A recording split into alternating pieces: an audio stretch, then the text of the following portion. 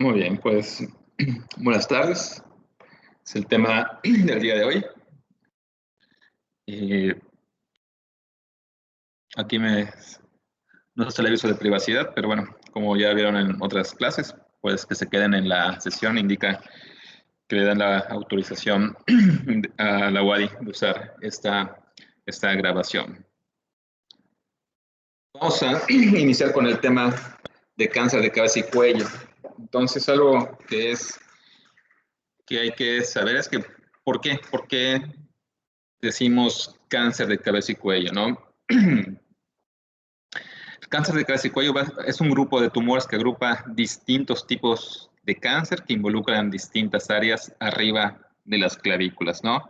Entonces, es todo lo que esté arriba de la clavícula y que no sea sistema nervioso central, se va a clasificar como cáncer de cabeza y cuello. La histología más frecuente por mucho es el cáncer epidermoide. Entonces, la mayor parte de las lesiones que pueden aparecer en orofaringe, en laringe, en, en lengua, pues van a ser, etcétera, van a ser de tipo epidermoide.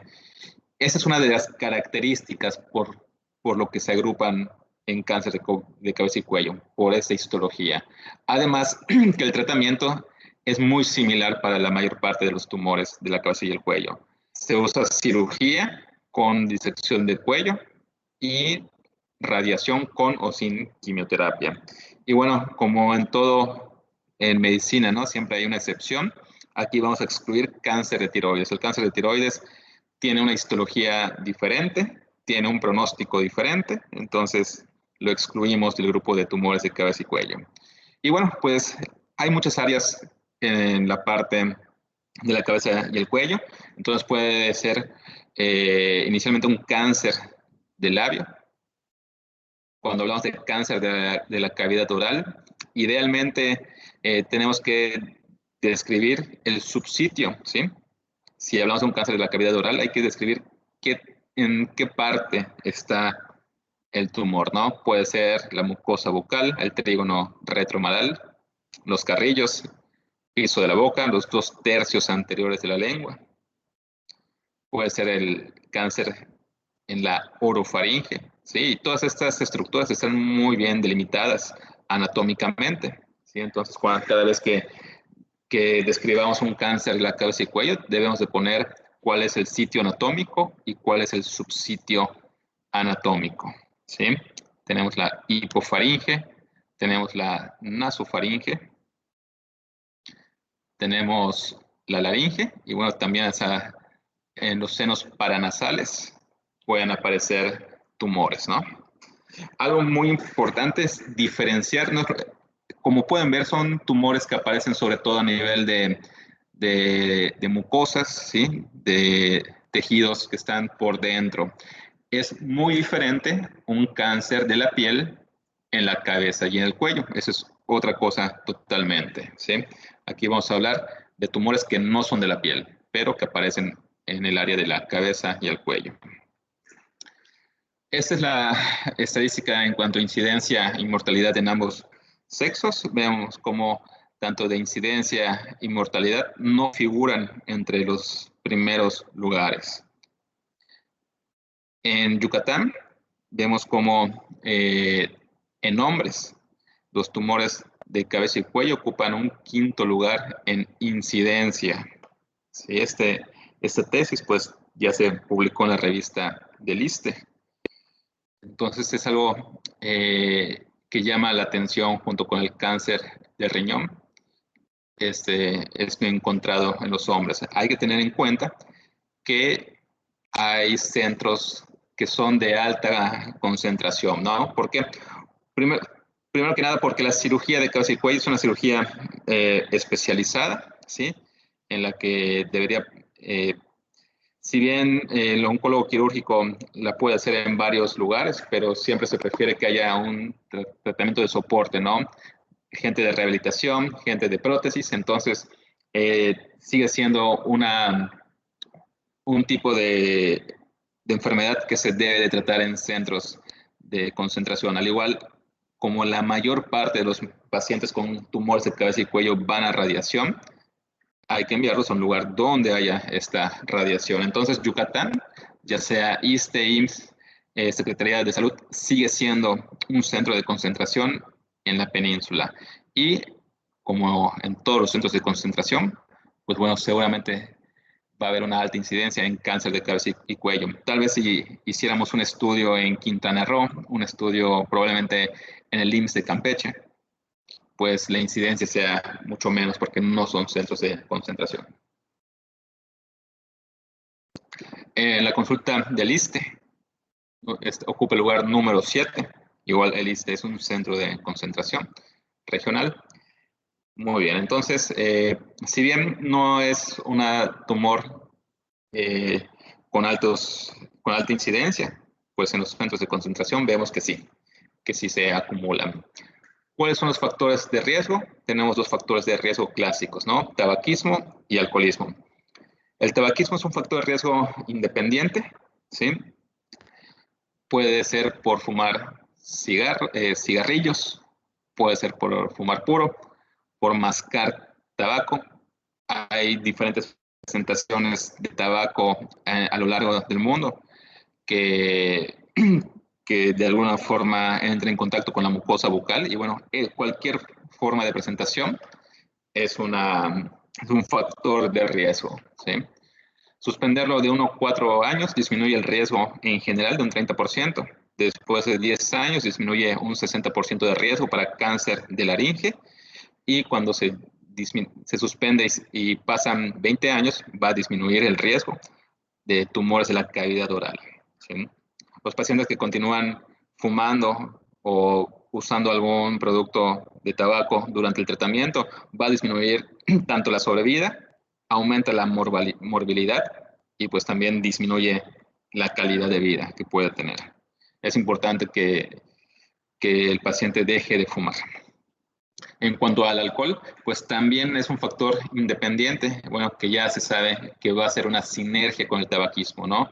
Cuando hay un consumo elevado de ambos factores, aumenta el riesgo. El alcohol tiene una mayor relación, sobre todo, con el cáncer de orofaringe y de hipofaringe. Y aquí sí hay pues, algo bien establecido. A mayor consumo, hay mayor riesgo. Vemos como las personas que toman una bebida al día pues tienen un riesgo relativo de 1.2, bastante modesto. Pero bueno, ya cuando pasan de 4 bebidas o más al día, el riesgo relativo pues ya es bastante importante, ¿no? 5.2.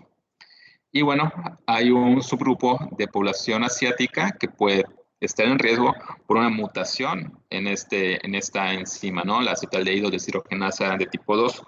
Y bueno, eso tal vez podría explicar por qué puede haber en el sur de Asia un poco más, la incidencia es mucho mayor, ¿no? Esa es una de las razones por las que podría aumentar esta incidencia en esta parte geográfica. Como ya habíamos comentado, la sinergia de alcohol y tabaco puede aumentar el riesgo hasta 35 veces. Tenemos esta planta, el Areca catechu o fruto de Betel, que está en la imagen. Y bueno, esta es una fruta que se da todo en regiones en la India y en países de Asia del Sur, como Taiwán, el sur de China. Entonces, es una tradición, es una costumbre mascar el fruto de este árbol, ¿no? Y se ha visto, se ha relacionado con la aparición de tumores de la cavidad oral. Entonces, esto es más que nada a nivel de esas regiones. Uno de los factores de riesgo que poco a poco va emergiendo, ¿sí? Probablemente en los próximos 10, 20 años vuelva a disminuir, pero actualmente sí está en aumento. Son las infecciones por el virus del papiloma humano, ¿no? Que pueden dar origen a un cáncer. Y el BPH se relaciona sobre todo con tumores de la orofaringe, no de cualquier parte de la cabeza y el cuello, especialmente con tumores de la orofaringe. Y se da mayormente en hombres. Tenemos una relación hombre-mujer de 6 a 3 contra una mujer. Y bueno, la transmisión es principalmente por el sexo oral, ¿sí? Entonces hay que tener esto en cuenta. El virus del Epstein-Barr también es un factor que se ha asociado. Pero bueno, vemos cómo el virus, el Epstein-Barr, se asocia más que nada a tumores de la nasofaringe y a linfomas de Burkitt. Son más raros, pero está asociado. Realmente, en cuestión del virus del papiloma humano, posiblemente en el futuro, con la vacunación también haga que disminuyan las lesiones por VPH en la cavidad oral y probablemente eso también haga que disminuya la incidencia de tumores de orofaringe, sobre todo en este grupo sobre todo en ese subgrupo que son hombres jóvenes. Y en cuestión del virus de Epstein-Barr, si bien está muy bien descrita la relación con esos dos tipos de tumores, todavía no hay algo para poder disminuir la incidencia o todavía no hay una terapia específica para los pacientes portadores de este virus. Aquí vemos una gráfica en relación al virus del papiloma humano.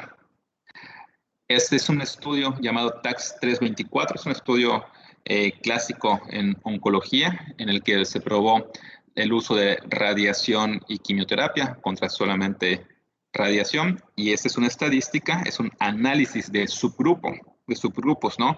Pacientes que habían recibido quimioterapia y radiación, vemos cómo los dividieron en pacientes con infección positiva al virus del papiloma humano e infección negativa al VPH.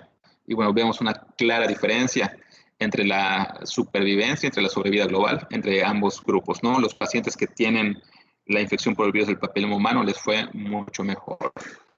Y bueno, normalmente se relaciona con el subtipos 16 y 18, que son los mismos para cáncer de cuello uterino. Y bueno, acá recalcamos que se relaciona sobre todo en tumores de la orofaringe. Se considera en la actualidad un factor pronóstico, me va a ir mejor, y predictivo. Dependiendo si es positivo o negativo, puedo combinar la radiación con quimioterapia específicamente.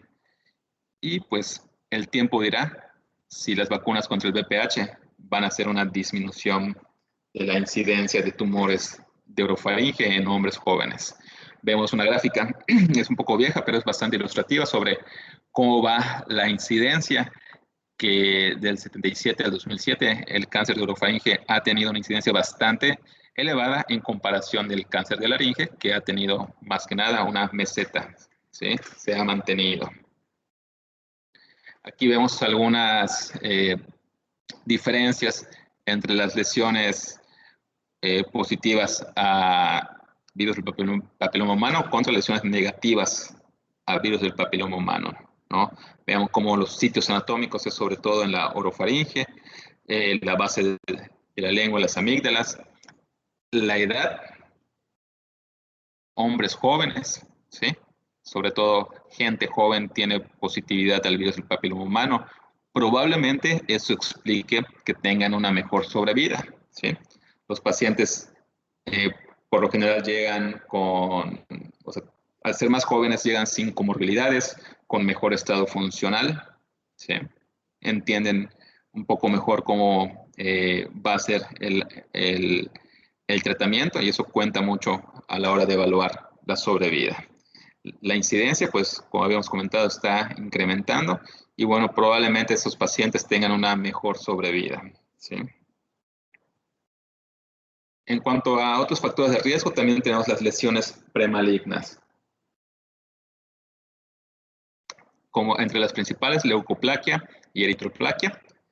Tenemos el líquen plano, que tiene un bajo potencial de carcinogénesis, pero para ser honestos, y esto es algo que lo dicen todas las bibliografías, la mayor parte de los pacientes no tienen historias de lesiones premalignas.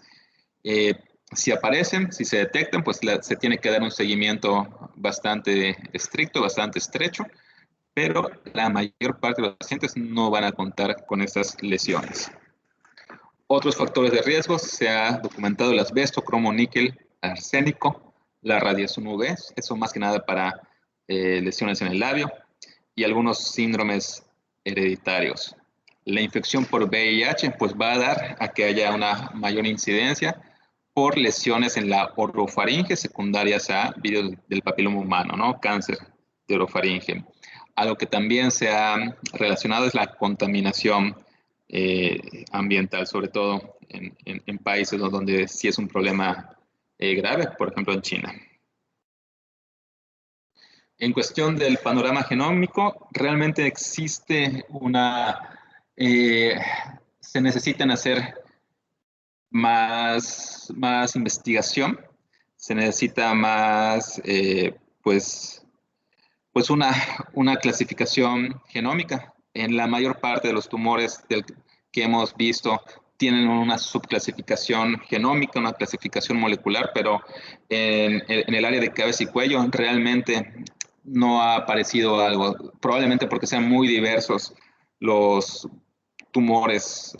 Tal vez un cáncer epidermoide de orofaringe no es lo mismo que un cáncer epidermoide de laringe. Bueno, definitivamente no.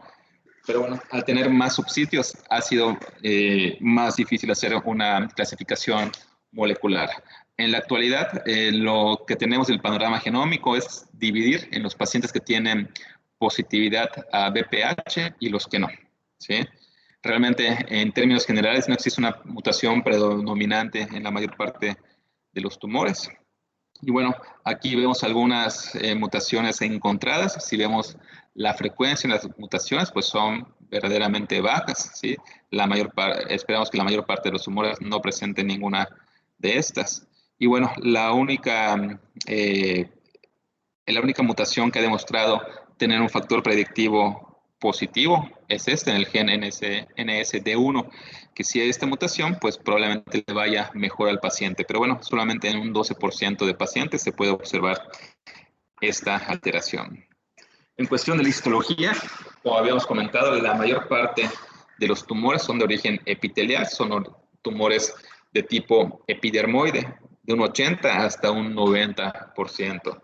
Sin embargo, pues bueno, no podemos descartar, pueden haber linfomas. De hecho, las adenopatías cervicales son una presentación muy frecuente de los diferentes tipos de linfomas, ya sea de Hodgkin, ya sea no Hodgkin, etcétera, ¿no?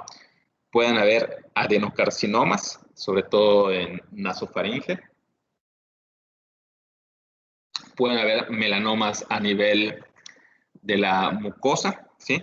El melanoma puede aparecer en la mucosa de la cavidad oral, puede aparecer en la piel de la cabeza, o sea, de la cara o de la piel cabelluda, y también puede aparecer a nivel del tejido uveal del ojo. Entonces, pues el melanoma también resalta en esta parte de la cabeza y cuello, ¿no? Carcinomas mucoepidermoides, poco diferenciados, tumores que tienen características benignas y malignas, como el adenoideo quístico, los sarcomas de cabeza y cuello, que son realmente raros. También los tumores neuroendocrinos son tumores raros a nivel de la cabeza y el cuello, pero se pueden dar.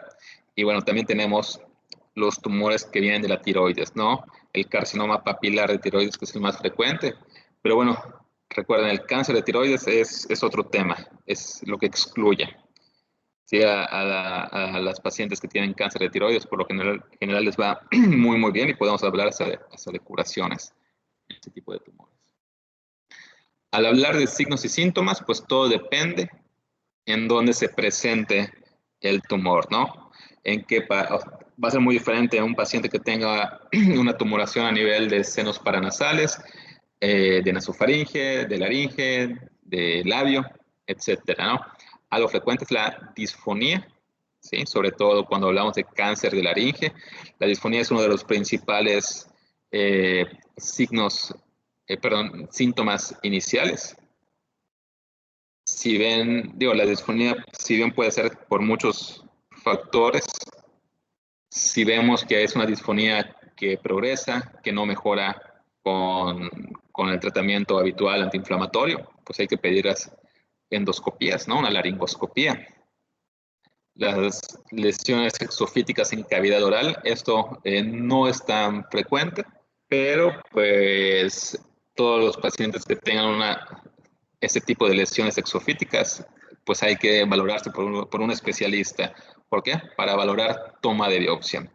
Epistaxis, obstrucción nasal y bueno, más en cuello. Las adenopatías también puede ser un signo inicial de presentación.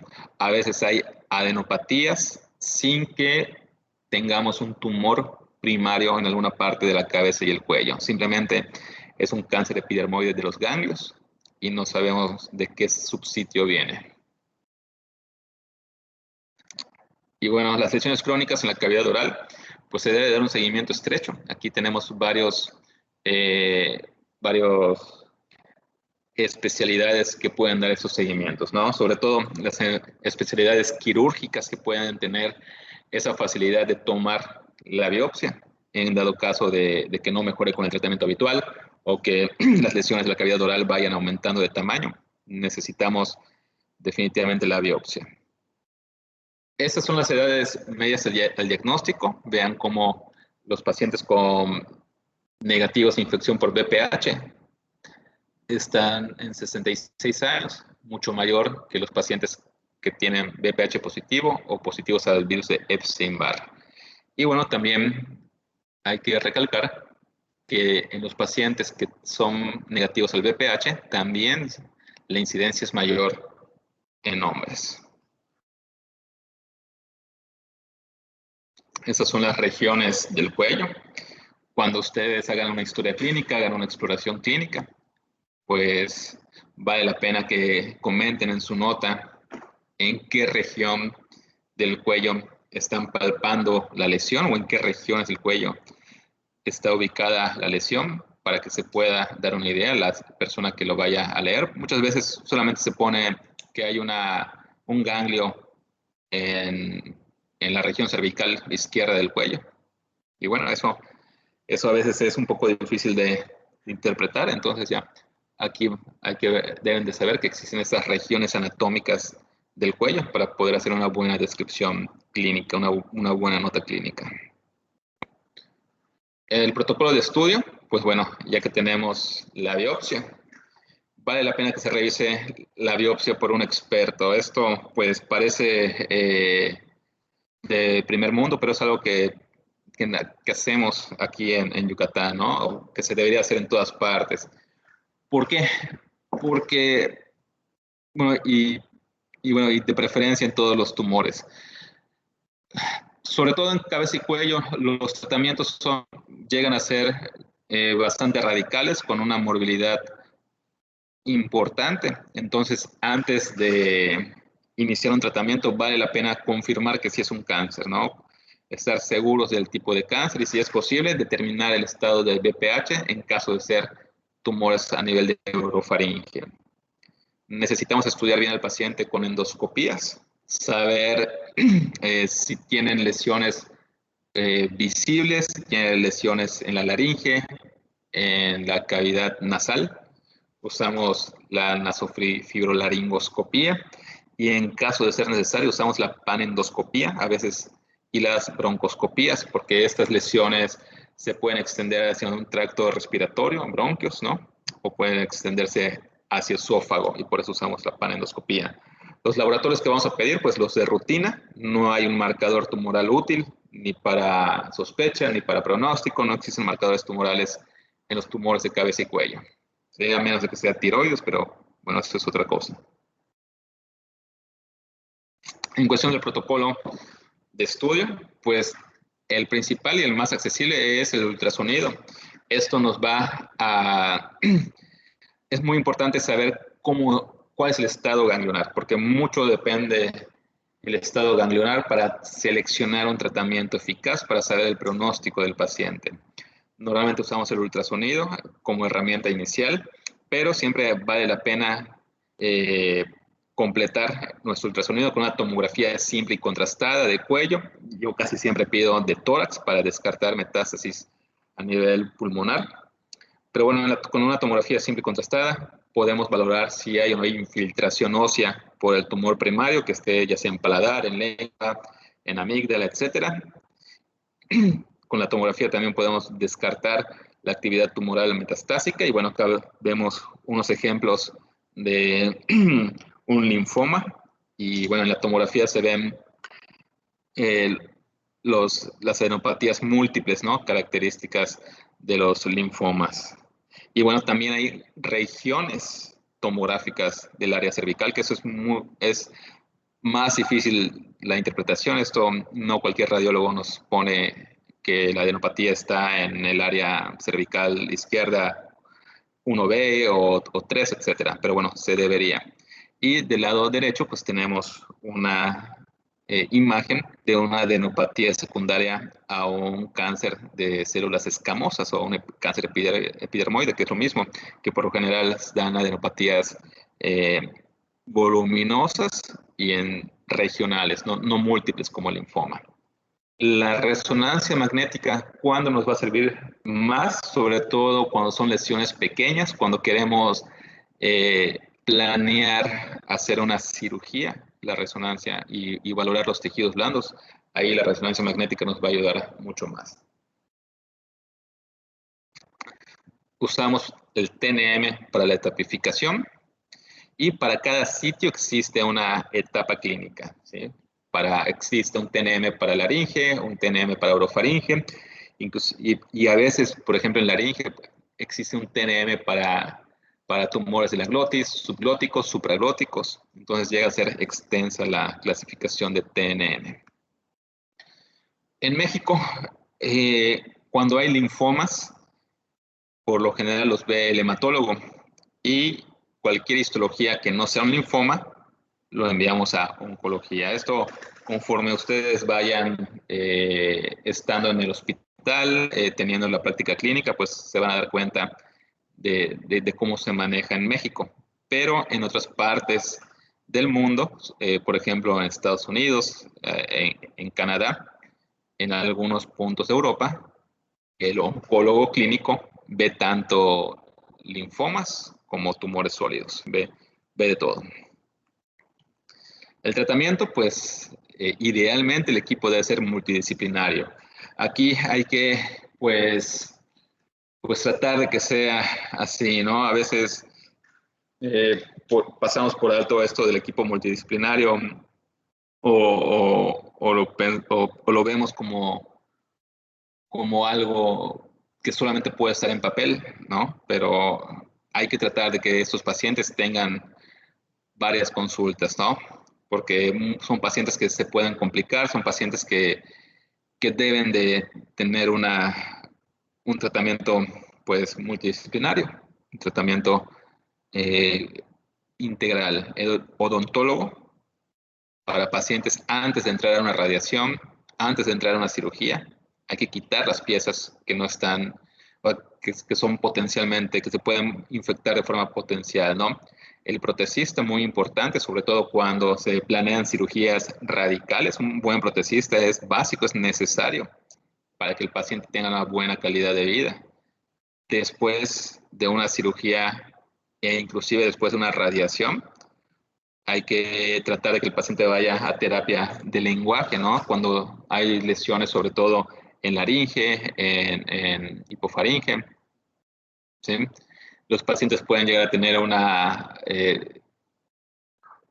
faringitis crónica, ¿sí? Una laringitis crónica. Entonces, la terapia del lenguaje, cómo hablar, ¿sí? Los foniatras, eso es algo muy importante, que a veces son cosas que no tenemos tanto en cuenta, ¿no? Para ser sincero, yo no tenía mucho en cuenta esta parte, hasta que alguna vez me dio una laringitis muy importante y el otorrino me mandó al foniatra. Yo ni sabía que había foniatras.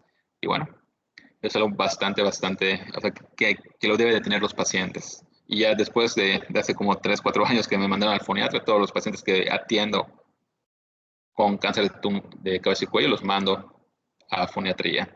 Rehabilitación, sí, porque los pacientes que van a radiación, también los músculos del cuello se pueden fibrosar. Entonces necesitamos una rehabilitación. Y bueno, por supuesto, nutrición. Eso es algo básico, eso es una clave del tratamiento de los pacientes con cáncer de cabeza y cuello, ¿no? Porque no solamente el tratamiento como tal puede causar alteraciones en la nutrición, o sea, los síntomas y las manifestaciones de la enfermedad van a causar problemas mecánicos para una buena nutrición, ya sea por alguna obstrucción, por problemas en la masticación, sino el tratamiento como tal puede dejar secuelas a largo plazo para una correcta nutrición y acá el nutriólogo, la nutrióloga nos van a apoyar bastante.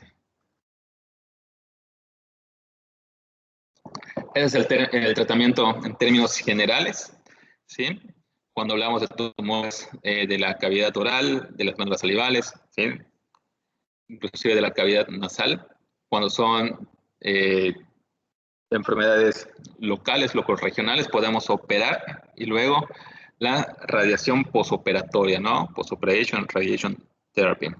Y cuando son tumores ya en la parte posterior, nasofaringe, orofaringe, hipofaringe, bueno, aquí son sitios donde quirúrgicamente es más difícil, ¿no?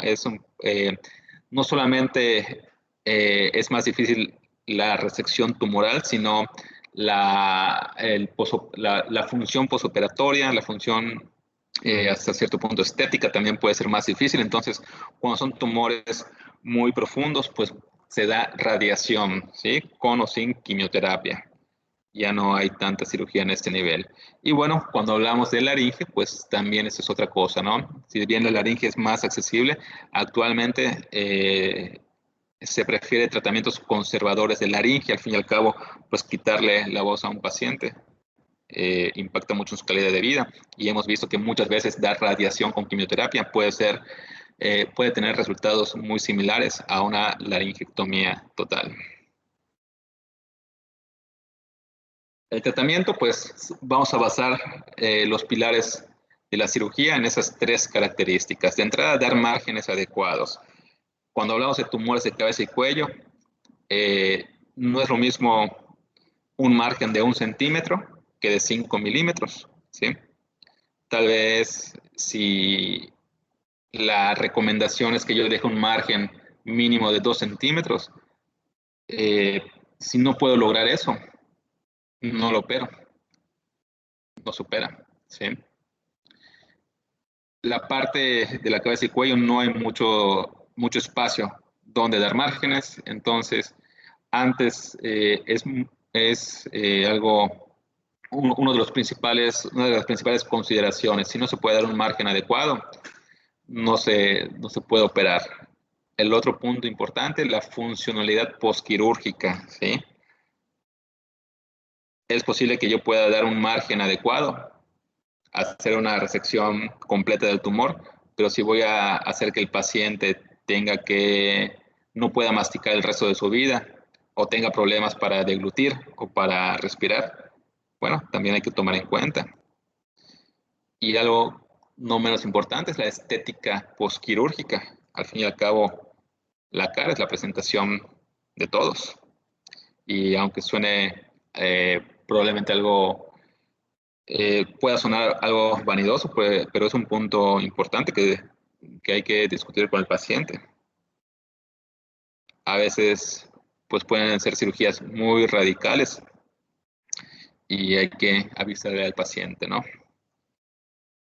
Tenemos tratamientos conservadores, que es radiación y quimioterapia, sin cirugía, contra tratamientos no conservadores, que es el uso de la cirugía y después radiación o quimioterapia. En los últimos años, pues y sobre todo con las mejoras en cuestión de la radiación, con los nuevos técnicas de radiación, se ha logrado más aceptación con los tratamientos conservadores, porque llegan a ser igual o más efectivos que una cirugía. Y sobre todo el ejemplo más común es el cáncer de laringe, ¿no? Que muchas veces operando o dar radiación con quimioterapia, los resultados son iguales. Y bueno, acá es un ejemplo de un tumor en la lengua, donde se hace una resección local y bueno, queda pues una función bastante adecuada. Y acá vemos una cirugía, que ya casi no vemos ese tipo de cirugías, mínimo no en nuestro medio, porque tenemos pues la fortuna de tener un acelerador lineal o radiación disponible en el IMSS, en el ISSSTE, en la Secretaría de Salud, de forma privada. Entonces son cirugías que, bueno, radicales,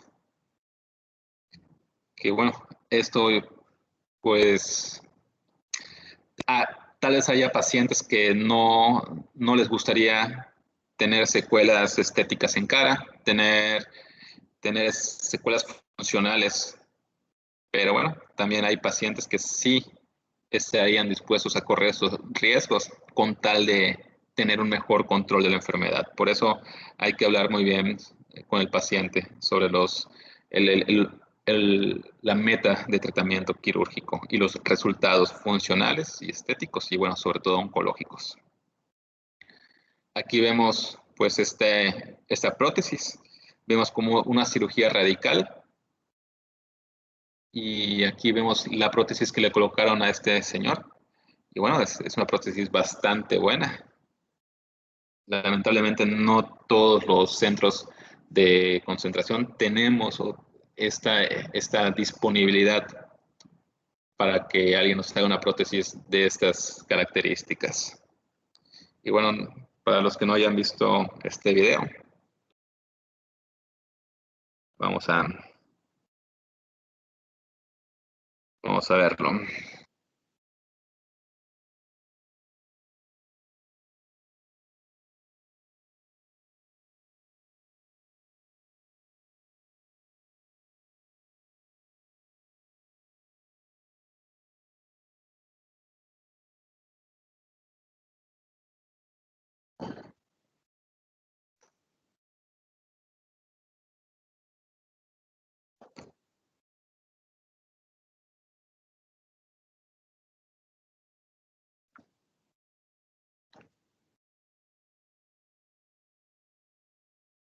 Lo que es una verdad es que no todos o sea, los centros que pueden hacer prótesis de forma tan detallada, que se tome el tiempo, digo, es la minoría de los centros, ¿sí? Ese es un ejemplo, pues, excepcional. La mayor parte de los centros no contamos con ese nivel de detalle, ¿no? De ser tan finos en hacer una prótesis. Sí, yo estoy seguro que si los centros acá en Yucatán contaran con ese servicio de prótesis, pues aumentaría la cirugía de cabeza y el cuello. Tenemos algunos criterios de irresecabilidad, llegan a ser la mayor parte relativos, ¿sí? Hay algunos absolutos, por ejemplo, la invasión al músculo masticador, la lámina del pterigoides, base de cráneo, infiltración a la carótida. Bueno, allá definitivamente son irresecables. Pero bueno, también hay criterios de irresecabilidad relativos, es la percepción que tiene el paciente, que tiene el médico sobre la calidad de vida. Sí, hay que tener en cuenta qué recursos tiene el hospital para poder ofrecerle al paciente, pues, objetivos y metas realistas. Y algunos ejemplos de tumores irresecables. Bueno, aquí este ejemplo, pues, podría ser bastante discutido si eso no es irresecable. Es una indicación, es algo subjetivo que sí es resecable. Y bueno, en este otro ejemplo que ya hay una gran infiltración a todo el piso de la lengua, a todo el piso de la cavidad oral, pues ya definitivamente pues se considera irresecable. Cuando hablamos de pacientes con cabeza y cuello, habíamos comentado que la radiación es otro de los pilares del tratamiento de esos pacientes. La mayoría de esos pacientes va a necesitar radioterapia en algún punto de su tratamiento, ¿no? Se usa tanto en etapas irresecables como resecables y, bueno, sobre todo en las que no se pueden operar o que son irresecables. ¿Sí? Los centros donde se cuenta con un acelerador lineal se vuelven centros de concentración. Tenemos radioterapia con intención radical, intención curativa, por ejemplo, pacientes con cáncer de laringe que se quieren operar o que no se indica el tratamiento quirúrgico, se prefiere un tratamiento conservador, preservadora de la voz, ¿sí? Y les va muy bien en tumores pequeños con una radiación radical.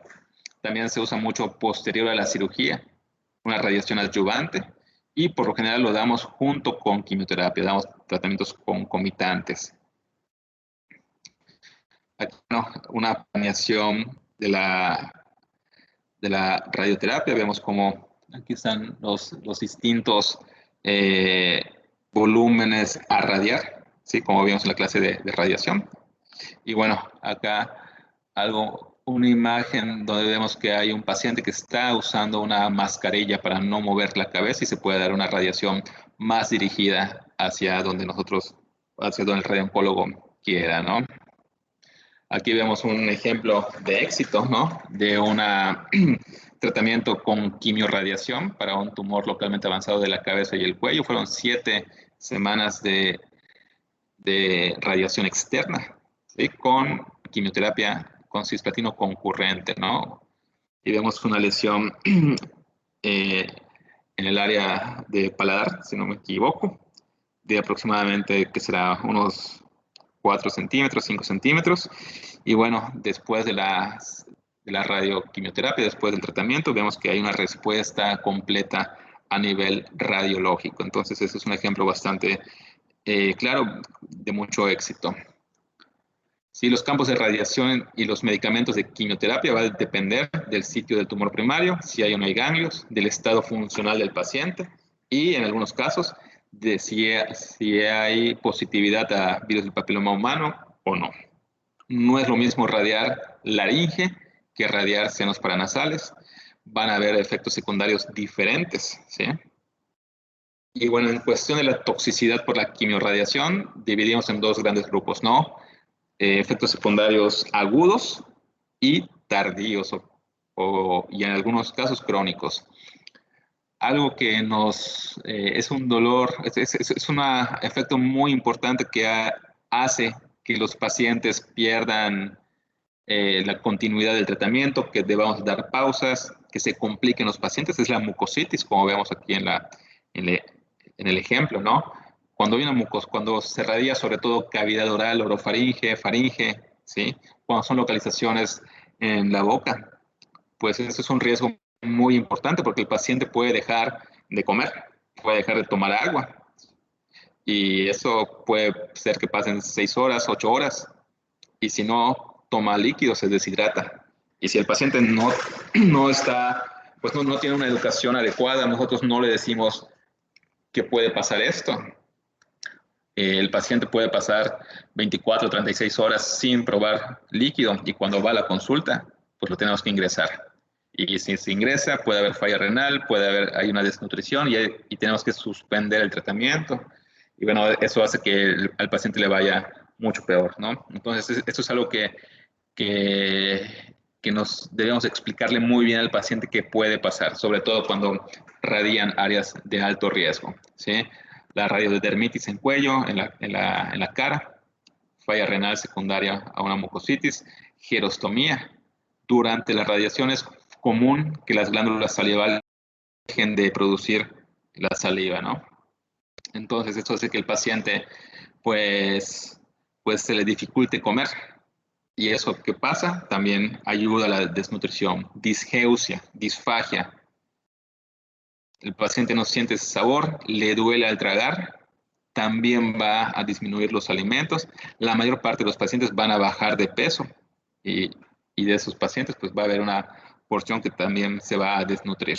Entonces, estas toxicidades locales tienen mucho que ver con la nutrición y por eso es muy importante que alguien de nutrición nos apoye o sea, vigile a esos pacientes. En algunos puntos de la cabeza y el cuello, pues también va a generar una alopecia. Y bueno, como toxicidades tardías, pueden haber fibrosis de músculos de la cara y el cuello. Por eso hay que enviar al paciente a rehabilitación. Puede haber una disfagia crónica. Y bueno, van a haber muchos factores que puedan llevar al paciente a una depresión, ¿no? Eh, como que no puedan comer bien, ¿sí? Que tengan dolor crónico, que físicamente ellos vean la cara deformada, ¿sí? Pueden causar esta depresión descrita en los pacientes con tumores de cabeza y cuello. En cuestión de terapia de soporte, usamos sondas de gastrostomías para alimentación. Si un paciente tiene una mucositis muy importante, se le puede colocar una gastrostomía y por allá van líquidos, algunos medicamentos, va comida. En algunos casos ponemos profiláctico. Por ejemplo, si yo tengo un paciente que tiene, no sé, unos 65 años, 70 años, que tiene un tumor en la cavidad oral y lo voy a radiar y ha perdido peso, tal vez ese paciente sea un candidato ideal para que le pongan una gastrostomía antes de la radiación. Muy discutido, ¿no? Algo más discutido todavía, los suplementos alimenticios. Vale la pena dar caseinato de calcio, vale la pena dar estos dietas poliméricas líquidas. Pues desde mi punto de vista, esto es muy difícil. Desde mi punto de vista, les voy a comentar rápidamente qué es lo que pienso de los suplementos alimenticios. Eh, no creo que los estudios en los que ellos promocionan, porque si uno compra una marca muy conocida de suplemento de dieta polimérica a base de caseinato de calcio, de esas que todos conocemos, nos va a dar bibliografía que respaldan su uso. Si nosotros entramos a esa bibliografía, vamos a ver que los objetivos de los ensayos, que son muy polémicos, ¿no? Eh, son ensayos pequeños, entonces, aunque tengan la bibliografía ya en letras pequeñas, desde mi punto de vista, no es, no es suficiente para decir que realmente aumentan de peso sus pacientes, estos suplementos alimenticios, aumentan la calidad de vida o aumentan la fuerza del paciente. En base a eso, no. Ahora, por otra parte, y yo mismo tal vez me pueda contradecir, tal vez la parte psicológica ayude. Tal vez el paciente le decimos, bueno, tómate este suplemento y te vas a sentir mejor, probablemente ayude. Bueno, hay que recordar que cada suplemento comercial cuesta alrededor de 40 pesos. Y si no se tiene el dinero, pues tampoco es necesario, ¿no? Yo por lo general casi no los receto, casi no los indico. Y bueno, como habíamos comentado, la vigilancia estrecha por nutrición, pues es importante. Cuando hablamos de la terapia de la enfermedad metastásica, debemos de dar tratamiento sistémico, ¿no? Cuando ya el paciente tiene metástasis pulmonares, cuando el paciente se le da radiación y tiene una nueva recaída que no se puede operar, que no se le puede dar más radiación, usamos el tratamiento sistémico. Podemos usar quimioterapia sola, podemos usar quimioterapia con anticuerpos monoclonales como el cetuximab y actualmente podemos usar inmunoterapia sola, solamente en pacientes muy seleccionados, dependiendo de la expresión del biomarcador PDL1. Y actualmente uno de los estándares actuales de tratamiento es la quimioterapia con inmunoterapia. Vean, otra vez la inmunoterapia llama la atención. Eso es algo que es este resultado, pues eso es algo que hace 5 años no sabíamos. ¿Sí? Eso es uno de los, la inmunoterapia, como les recuerdo, es uno es un boom, sí, es algo que está en boga en la oncología, eso es un descubrimiento relativamente reciente, ¿no? El pronóstico, pues todo depende del subsitio donde está el tumor. Acá vemos una gráfica de pronóstico de pacientes con cáncer de cavidad oral y de faringe. Y vemos cómo cuando está localizado hay una sobrevida pues bastante pues aceptable a 5 años, pero cuando ya son tumores voluminosos, cuando ya hay ganglios, afectación a ganglios regionales de forma importante, pues vean cómo disminuye la sobrevida a 5 años y bueno, cuando vemos cómo cuando hay metástasis, pues es muy baja la sobrevida a 5 años. Y nada más les pongo un artículo que me llamó mucho la atención, es un estudio retrospectivo, ¿no? De que si el estado marital impacta en la sobrevida de los pacientes con cáncer de cabeza y cuello, y bueno, sí. Aparentemente estar casado va a tener un mejor impacto en el tratamiento de quimioterapia de los pacientes solteros, ¿no? Eso es algo que me llamó la atención. Estudios retrospectivos pueden tener varios sesgos, pero bueno, eso es todo, ¿no? No sé si alguien tenga alguna pregunta con respecto al tema.